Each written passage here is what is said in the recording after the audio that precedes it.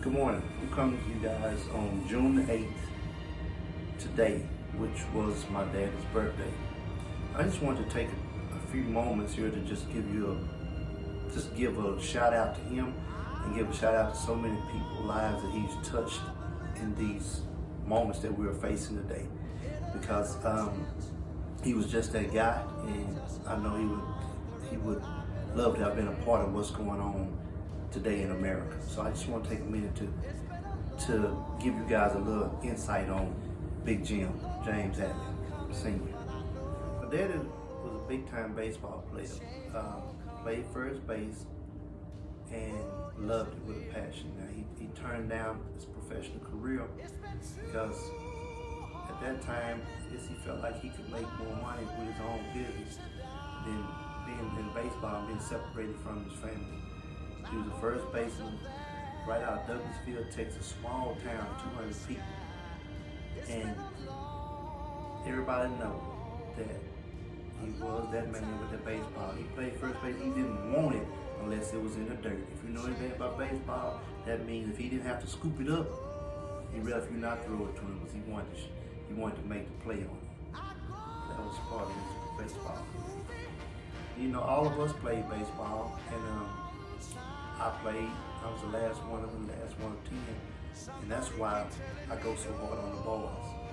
We've got a field at home, we got a cage at home, we got everything there. So it's definitely just a mold of it's just instilled that he go as far as he can and get the opportunity to get him there. So we need the community, we need jobs, we need everybody that's help pushing and get him there to the top.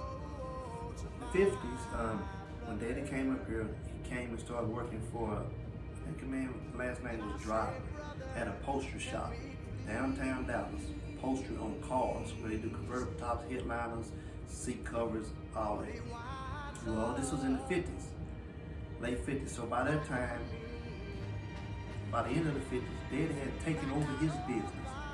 I'm talking about a dude come from Douglasville, Texas with a 4th grade education, come to segregated racism America, Dallas, Texas, and take over a business that was employed by a white guy, and turned it into a great business, one of the biggest seat cover business in the States. He began to do all the contracts on the city of Dallas, police vehicles, sheriff's vehicles. So everybody knew us. I mean, they knew to call Big Jim.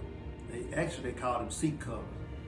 I can remember people saying that the faster you brought it in to him, the faster you were leaving out the door. It was a man named Uncle Pat. They just called him seat cover. He talked like this, seat cover. I tell you what, I brought a car in to him, and by the time I shut the door and turned around, he was telling me what you owed me. He was through with it that fast. So that's what Big Jim done. He didn't turn down no work. He made a way out of no way and built the empire. So for 48 years, he had J&A seat covers right downtown Dallas as soon as you cross the bridge. So I want to give big ups to Big Jim for that. Okay, racehorse, and this here, y'all, is very touching to me because this was my favorite sport, period. Out of everything, nothing like quarter horse racehorses. And to come up in that era where to seeing my daddy train professional racehorses, we would go to the racetrack, mostly Ross Down, which was in Colleyville, Texas, and Trinity Meadows, where we were the only blacks there. I'm talking about the only blacks. Can you imagine what it was like then? But I seen my daddies take horses that was just thrown to the gutter. They said it was done, and bring them back. I even seen him, if they say, not even just racing, but if he hadn't been dead 3 days, he'd bring him back to life. That's just how cold he was with taking, pass down, wore down racehorses, bring them back, and we go win with them. I seen him just, we used to go to the racetrack where it was so much racism. I seen Daddy fight.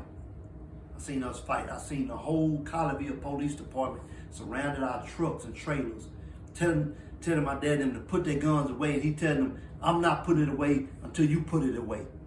That's what I mean. That was just unbelievable to witness that. This was in 1987. I remember that day just like it was yesterday. And I'm talking about even before that. I seen him demand respect. He didn't play. They told him don't come back. He told him you must gonna close it down because if you open up, he coming back. This was in the 70s and 60s, y'all, when they was putting dogs on him. But I bet they wouldn't put down on him. Not then. There was gonna be a bunch of dead dogs there. So I lived through this, and I just want to just thank him for giving me the opportunity to deal with racehorses. And every time, like I said, every time you see a race, every time you see a horse, just remember that Big Jim and them Hatley started horses here in Texas. So I just want to acknowledge that and let y'all just know a little history about why I rode a horse to college one day. So it has a meaning to it, you know. Again, he was a man of many ideals, and he had a vision, so he could just look at something and decide to do it. He had a grocery store. This was in Joppy. This was in the 70s. I remember the grocery store so well because I got choked on the what's the round candy? Jawbreaker. I'm talking about, when I say choke, it was right here, and I seen him. He got me. That's what he said. And he said it jumped out of me just like a marble, you know. So I remember that. Had all these silvers in my mouth. I ate so many Butterfingers and Reese's every day out of the store.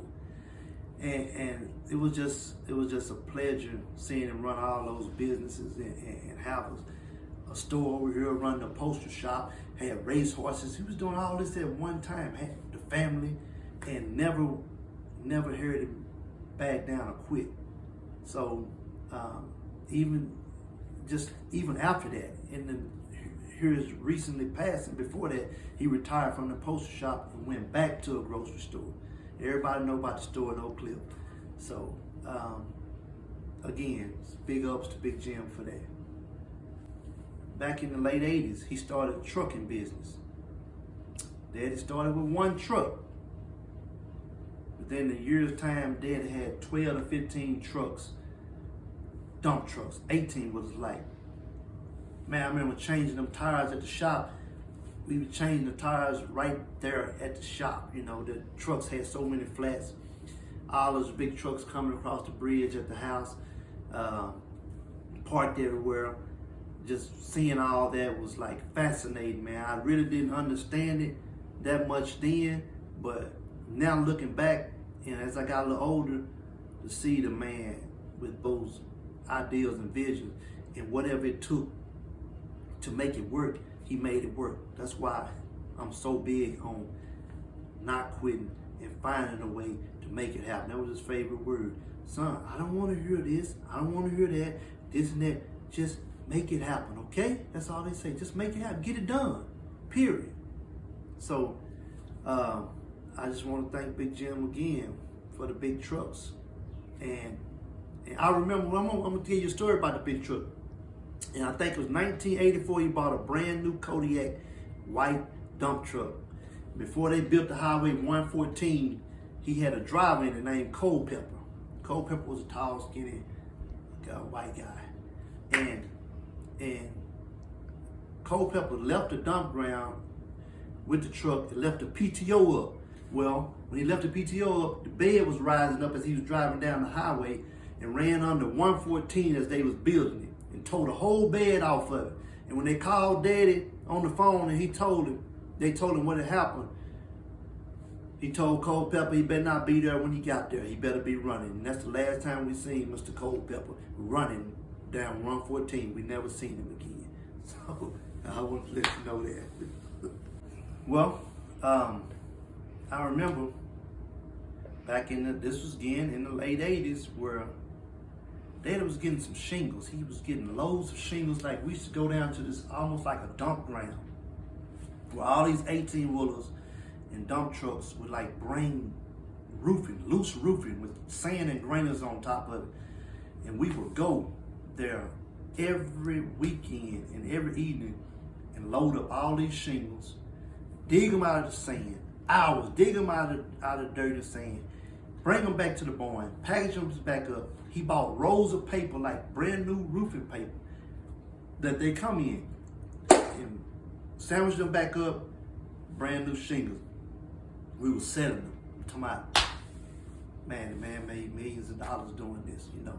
I lost so many friends because they would come over and we go to the roofing ground and dig up all them shingles. They was done after one day. It was like, man, where do y'all come from? They couldn't believe it. So that was the start. And doing that all summer and every evening, that's what started us getting into roofing. He said, well, man, if y'all can sell them, why don't y'all put them on? So we was doing a house on Ivy Lane, Mr. Burleson's house. We started doing that, and then we did the doctor's office, used to be Dr. Spress, right on Ledbetter. And it just formed into the business that it is today. Greg was older, so coming up after Daddy and Greg, it just formulated into where we are today. And we just like for y'all to keep it pushing, keep it going to where we'll have 100-year success one day, in generations, and your generations, and their generation, the next generation, we'll be patronizing and using each other, and we can have something to talk about 50, 60 years from now.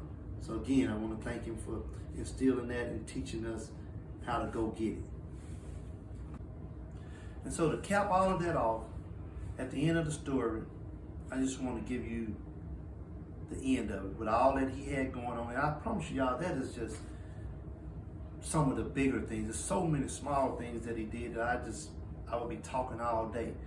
But I seen Daddy act as an attorney. Like all these guys that grew up in the neighborhood that would be in trouble, that stayed in trouble and had, was in and out the penitentiary for things that systematically was done wrong or whatever. He would somehow go get these guys out of the jail and work them, y'all. Like, I've never seen nothing like this in my life. Like, they be talking about so-and-so got 20, 30 years.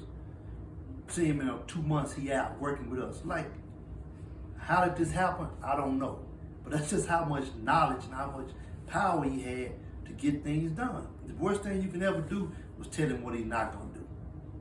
And if if you think you could beat him doing something, he gonna say beat him. He gonna tell you. So I don't care if a man, he got 2 arms, 2 feet, a nose, a mouth, just like you do. How he gonna beat you unless you let him? That was his word. Don't let a man beat you doing nothing. Nothing. So that rings in my head every day. I don't care what you're doing. You can't beat me doing it. So that's what I put into them boys. That's why I'm so hard on them. That's why I try to make them go through the hard way eventually, because of what this man has put into me. And just some more little things, man. I mean, the competition level was just incredible growing up with him. We had foot races every weekend. Every weekend there was gonna be a group of guys coming to run foot races. You just had to do that, just off of the GP. Boxing. I seen Daddy chest boxing a man one day, and dude had just got out the penitentiary, was real ripped up, named JT. I'm talking, this is at the shop, and he was moving around, and Dad told him, I'm gonna hit you one time. And Dad hit him in the chest. I'm talking about JT looked like Fred Sanford. Then just grabbed the chest and was like, I was probably 10, 12 years old. I was like, oh my God, So these are just the things, man, that we grew up seeing. Not half of the stuff that Big Jim done, man. We was so country that was right here in the city. All the friends, Dale, David, Tyrus, Andre, Marlon, Carheat, man, I'm just trying to think of so many, all y'all that grew up in the Bushman, Oak Cliff, Zumwalt, Sock, Maceo area used to come over to the house and be like, man, where y'all come from, man? We had one thing you was gonna eat you some greens, you was gonna have homemade biscuits every morning, but you was gonna work all day. So you was gonna get that, and you was gonna be around all the animals, everything you want to be around, but you was gonna work. Period. That's just part of it. So that's why my boys bring their kids, their friends over there, which they don't come no more, because they gonna work. That's number one. So I'm gonna close this chapter off, and I want to just say happy birthday again to Big Jim, and just thank you for what you did, and thank you for what the legacy you left. And I promise you, as long as I'm here, we're gonna keep it going. Also, on the end of the note, if y'all knew Big Jim, if you had any parts of being involved with him, lecturing, monitoring, teaching, giving back, telling you this, telling you that, trying to lead you in the right way, or if you had him whooping you, because he definitely would have done that, or scolding you, just drop a few notes in. I just want to get some laughters and get some good memories to always show the family, show the boys, the grandkids, the great grandkids about their papa. So just drop a comment below. Thank you.